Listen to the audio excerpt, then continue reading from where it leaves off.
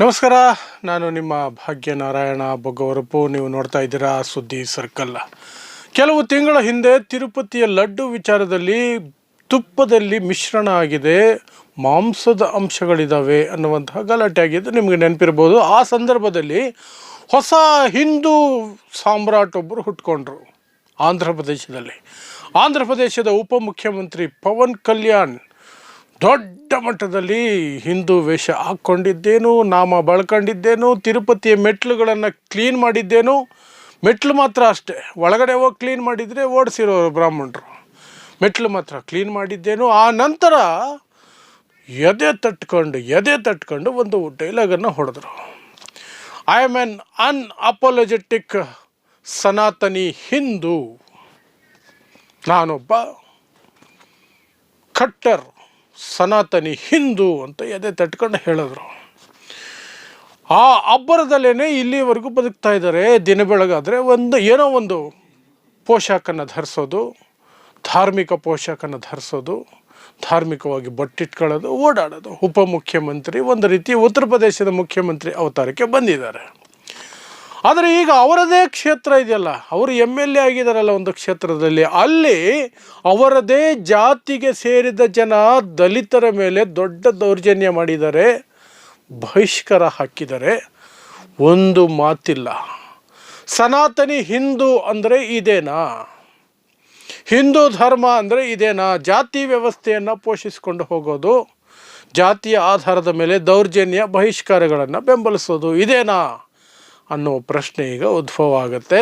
ಅದಕ್ಕೆ ಸ್ಪಷ್ಟ ಉದಾಹರಣೆ ಆಂಧ್ರ ಪ್ರದೇಶದ ಉಪಮುಖ್ಯಮಂತ್ರಿ ಮಿಸ್ಟರ್ ಪವನ್ ಕಲ್ಯಾಣ್. ಸೊ ಏನಾಗಿದೆ ಆಂಧ್ರ ಪ್ರದೇಶದಲ್ಲಿ, ಯಾಕೆ ದಲಿತರ ಮೇಲೆ ದೌರ್ಜನ್ಯ ಆಗ್ತಿದೆ ಅನ್ನೋ ಒಂದು ಸುದ್ದಿ ಬರ್ತಿದೆ, ಏನು ಘಟನೆ ಅಂತ ನಿಮಗೆ ವಿವರಿಸ್ತೀನಿ.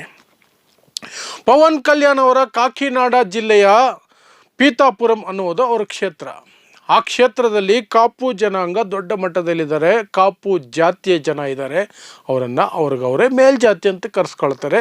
ಬ್ರಾಹ್ಮಣರು ಅವರನ್ನು ಹತ್ತಿರ ಸೇರಿಸಲ್ಲ, ಆದರೂ ಅವರು ಮೇಲ್ಜಾತಿ, ಯಾಕಂದರೆ ದಲಿತರಿಗಿಂತ ವರ್ಣ ವ್ಯವಸ್ಥೆಯಲ್ಲಿ ಅವರು ಮೇಲಿದ್ದಾರೆ.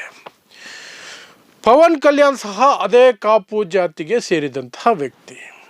ಇಲ್ಲೇನಾಗಿದೆ, ಅಲ್ಲೊಂದು ಗ್ರಾಮ ಮಲ್ಲಂ ಗ್ರಾಮ ಅನ್ನುವಂಥದ್ದು, ಮಲ್ಲಂ ಅನ್ನುವಂತಹ ಹಳ್ಳಿ, ಅಲ್ಲಿ ಒಂದು ಕಾಪು ಜನಾಂಗಕ್ಕೆ, ಕಾಪು ಜಾತಿಗೆ ಸೇರಿದ ವ್ಯಕ್ತಿಯ ಮನೆಯಲ್ಲಿ ಕರೆಂಟ್ ಕೆಟ್ಟೋಯ್ತು. ಏನೋ ಪ್ರಾಬ್ಲಮ್ ಆಗಿದೆ, ಎಲೆಕ್ಟ್ರಿಕಲ್ ಪ್ರಾಬ್ಲಮ್.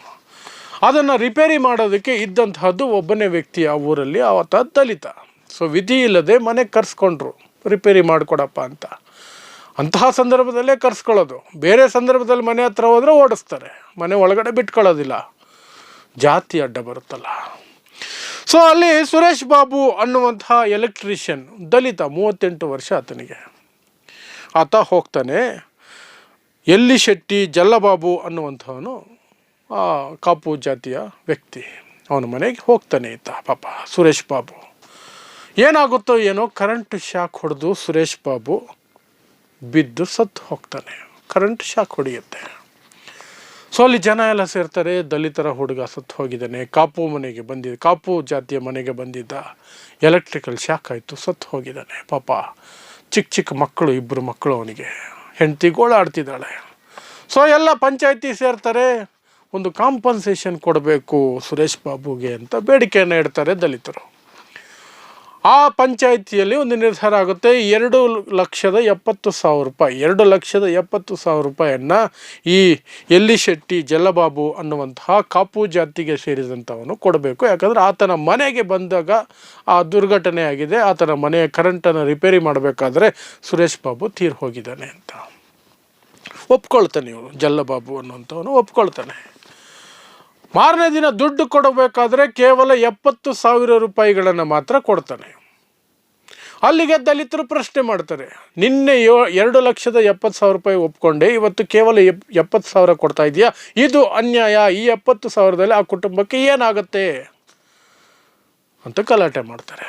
ಇಲ್ಲ, ನನ್ನ ಹತ್ರ ಇರೋದೇ ಅಷ್ಟು, ನಾನು ಬಡವ, ನನಗೆ ಕೊಡೋಕ್ಕಾಗೋದಿಲ್ಲ 2,70,000 ರೂಪಾಯಿ, ಬರೀ 70,000 ಕೊಡ್ತೀನಿ, ತಗೊಂಡ್ರೆ ತಗೊಳ್ಳಿ, ಇಲ್ಲಾಂದರೆ ಬಿಡಿ ಅಂತ. ದಲಿತರೆಲ್ಲ ಸೇರಿಕೊಂಡು ಅಲ್ಲೇ ಇದ್ದಂತಹ ಊರಿನ ಹೊರಗೆ ಇದ್ದಂತಹ ಅಂಬೇಡ್ಕರ್ ಪ್ರತಿಮೆಯ ಮುಂದೆ ಹೋಗಿ ಪ್ರತಿಭಟನೆಗೆ ನಿಲ್ತಾರೆ. ಆ ಪ್ರತಿಭಟನೆ ಮಾಡಿದ್ದೇ ತಪ್ಪಾಯಿತು ನೋಡಿ, ನ್ಯಾಯ ಕೇಳಿದ್ದೇ ತಪ್ಪಾಯಿತು ನೋಡಿ. ಕಾಪು ಜಾತಿ ಎಲ್ಲ ಮುಖಂಡರು ಸೇರಿಕೊಂಡು ಸಭೆ ಮಾಡ್ತಾರೆ. ಈ ದಲಿತರಿಗೆ ಎಷ್ಟು ದುರಹಂಕಾರ, ಎಷ್ಟು ಧೈರ್ಯ. ನಮ್ಮ ತೀರ್ಪನ್ನು ಮೀರಿ, ನಾವು ಕೊಡೋ ದುಡ್ಡನ್ನು ಮೀರಿ ಅವರ ಬೇಡಿಕೆ ಈಡೇರಿಸೋದಕ್ಕೆ ಪ್ರತಿಭಟನೆ ಮಾಡ್ತಾರೆ ಇವರು. ಅದಕ್ಕೆ ಹಕ್ಕು ಇಲ್ಲ ಆ ಜಾತಿಯವರಿಗೆ ಅನ್ನೋದು ಇವರ ವಾದ. ಎಲ್ಲ ಕೂತ್ಕೊಂಡು ಒಂದು ಚರ್ಚೆ ಮಾಡಿ ಒಂದು ನಿರ್ಧಾರಕ್ಕೆ ಬರ್ತಾರೆ. ದಲಿತರಿಗೆ ಈ ಊರಿನಲ್ಲಿ ಯಾವುದಕ್ಕೂ ಅವಕಾಶ ಕೊಡಬಾರ್ದು.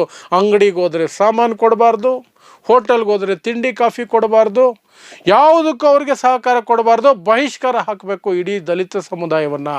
ಅವರು ಇನ್ನು ಯಾವತ್ತೂ ಸಹ ಪ್ರತಿಭಟನೆ ಮಾಡುವ ಧೈರ್ಯ ಮಾಡಬಾರ್ದು. ಪ್ರತಿಭಟನೆ ಮಾಡೋದು ಒಂದು ಬಾರಿ ಅಭ್ಯಾಸ ಆದರೆ ಪ್ರತಿ ಬಾರಿಯೂ ಅವ್ರಿಗೇನು ಬೇಕೋ ಅದನ್ನು ಪಡ್ಕೊಳ್ಳೋದಕ್ಕೆ ಪ್ರತಿಭಟನೆ ಮಾಡ್ತಾರೆ. ಪ್ರತಿಭಟನೆ ಮಾಡೋದಕ್ಕೆ ಬಿಡಬಾರ್ದು. ಈ ಸಲ ಮಾಡಿದ್ದಾರೆ, ಇನ್ಯಾವತ್ತೂ ಮಾಡದೇ ಇರೋ ರೀತಿಯಲ್ಲಿ ಅವ್ರಿಗೆ ಪಾಠ ಕಲಿಸ್ಬೇಕು, ಏನೂ ಕೊಡಬಾರ್ದು ಅಂತ ಪಾಪ ಜನರನ್ನು ಉಪವಾಸ ಮಲಗಂಗೆ ಮಾಡಿಬಿಡ್ತಾರೆ. ಈ ಕಡೆ ಈ ಸುರೇಶ್ ಬಾಬು ಅನ್ನುವಂಥವನು ಬಡ ಕುಟುಂಬ. ಆತನ ಮನೆ ನೋಡಿ, ಹರ್ಕುಲ ಮನೆ, ಏನೂ ಇಲ್ಲ ಆ ಮನೆಯಲ್ಲಿ. ಗುಡಿಸಲಿಗಿಂತ 1% ಮೇಲಿದೆ ಅಷ್ಟೇ, ಗುಡಿಸಲೇ ಅದು. ಅಂತಹ ಕುಟುಂಬಗಳೇ ಅಲ್ಲಿರೋದು, ದಲಿತ ಕುಟುಂಬಗಳು ಆಲ್ಮೋಸ್ಟ್. ಇವನು ಎಲೆಕ್ಟ್ರಿಷಿಯನ್, ಇವನ ಕುಟುಂಬನೇ ಆಗಿದೆ. ಅವರಿಗೆ ಹೋಟೆಲ್ಗೆ ಹೋದರೆ ತಿಂಡಿ ಇಲ್ಲ, ಕಾಫಿ ಇಲ್ಲ, ದುಡ್ಡು ಕೊಟ್ಟರು ಕೊಡಲ್ಲ ಅಂತ ಹೇಳ್ತಾರಂತೆ. ಯಾಕಂದರೆ ನಮ್ಮ ಜಾತಿಯ ಮುಖಂಡರು ಹೇಳಿದ್ದಾರೆ ನಿಮಗೆ ಏನೂ ಕೊಡಬಾರ್ದು ಅಂತ, ನಾವು ಕೊಡಲ್ಲ ಅಂತ. ಇಂತಹ ಸನ್ನಿವೇಶದಲ್ಲಿ ಸರ್ಕಾರ ಏನು ಮಾಡಬೇಕಾಗಿತ್ತು? ಅಲ್ಲಿನ MLA ಮಿಸ್ಟರ್ ಪವನ್ ಕಲ್ಯಾಣ್ ಏನು ಮಾಡಬೇಕಾಗಿತ್ತು? ದಿಢೀರಂತ ಅಲ್ಲಿಗೆ ಹೋಗಬೇಕಾಗಿತ್ತು, ಅವ್ರನ್ನೆಲ್ಲ ಕಪಾಳಕ್ಕೆ ಬಾರಿಸ್ಬೇಕಾಗಿತ್ತು. ಯಾವನವನು ಈ ಶತಮಾನದಲ್ಲಿ, ಈ ಕಾಲದಲ್ಲಿ ಜಾತಿ ಬಹಿಷ್ಕಾರ ಯಾವ ನಿಮ್ಗೆ ಹೇಳಿದ್ದು? ಯಾರು ನಿಮ್ಗೆ ಹಕ್ಕು ಕೊಟ್ಟಿದ್ದು? SC/ST ಕಾಯ್ದೆ ಹಾಕಿ ಒಳಗಾಕ್ರಿ ಎಲ್ಲರೂ ಅಂತ ಹೇಳಬೇಕಾಗಿತ್ತು. ಪೊಲೀಸರು ಅದನ್ನು ಮಾಡಬೇಕಾಗಿತ್ತು. ಅವರು ಮಾಡಿಲ್ಲ ಅಂದರು, ಪವನ್ ಕಲ್ಯಾಣ್ ಮಾಡಿಲ್ಲ ಅಂದರು, ಚಂದ್ರಬಾಬು ನಾಯ್ಡು ಸರ್ಕಾರ ಮಾಡಬೇಕಾಗಿತ್ತು. ಇಲ್ಲ, ಯಾರೂ ಮಾಡಿಲ್ಲ. ಪ್ರತಿಯಾಗಿ ಪವನ್ ಕಲ್ಯಾಣ್ ಹೋಗೇ ಇಲ್ಲ.